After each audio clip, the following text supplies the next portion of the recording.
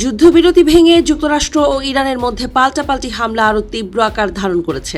টানা অষ্টম রাতের মতো ইরানে বিমান হামলা চালিয়েছে যুক্তরাষ্ট্র। এর জবাবে কুয়েতে অবস্থিত মার্কিন সামরিক ঘাঁটিতে ড্রোন হামলার দাবি করেছে তেহরান।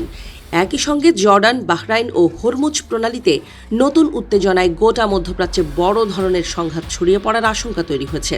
মার্কিন সেন্ট্রাল কমান্ড জানায়, জর্ডানে ইরানের হামলায় 2 মার্কিন সেনা নিহত হওয়ার জবাবে ইরানের বিভিন্ন সামরিক স্থাপনায় হামলা চালানো হয়েছে।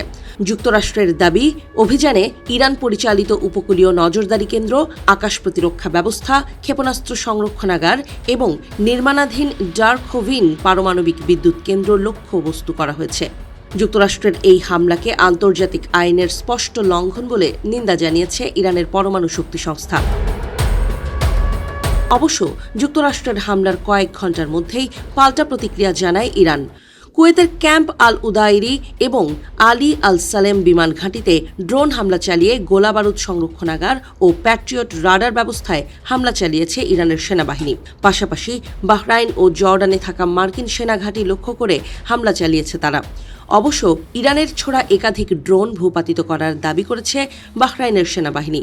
অন্যদিকে জর্ডানের আকাবা শহরের দিকে ছোড়া একটি ক্ষেপণাস্ত্র জর্ডান ও ইসরায়েলের যৌথ প্রতিরক্ষা ব্যবস্থা আকাশেই ধ্বংস করেছে বলে জানানো হয়েছে। এর আগে আকাবা বন্দর ও বিমানবন্দরকে ঘিরে সম্ভাব্য হামলার বিষয়ে সতর্কতা জারি করেছিল যুক্তরাষ্ট্র। এদিকে কুয়েত সরকার জানায়, দেশটির একটি বিদ্যুৎ ও লবণমুক্ত পানি উৎপাদন কেন্দ্র টানা দ্বিতীয় দিনের মতো হামলার শিকার হয়েছে। এতে অগ্নিকাণ্ডের ঘটনা ঘটেছে। দেশের প্রায় 90% সুপেয় পানি সমুদ্রের পানি লবণমুক্ত করার মাধ্যমে উৎপাদিত হওয়ায় এই ঘটনায় জনজীবনে প্রভাব পড়ার আশঙ্কা দেখা দিয়েছে। এই ঘটনায় ইরানকে দায়ী করেছে কুয়েত।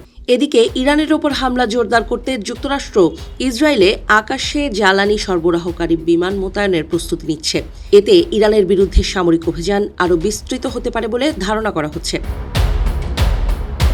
মার্কিন সামরিক বাহিনীর তথ্য অনুযায়ী চলমান সংঘাতে এখন পর্যন্ত 16 জন মার্কিন সেনা নিহত এবং 430 জনেরও বেশি আহত হয়েছেন। অন্যদিকে ইরানের স্বাস্থ্য মন্ত্রণালয় জানিয়েছে, সর্বশেষ মার্কিন হামলায় অন্তত 50 জন নিহত এবং 500 জনেরও বেশি আহত হয়েছেন। বিশ্লেষকদের মতে, হরমুজ প্রণালী নিয়ে অচল অবস্থা, ভেঙে পড়া কূটনৈতিক উদ্যোগ এবং পাল্টাপাল্টি সামরিক হামলার কারণে মধ্যপ্রাচ্যের পরিস্থিতি দ্রুত আরও অস্থিতিশীল হয়ে উঠছে।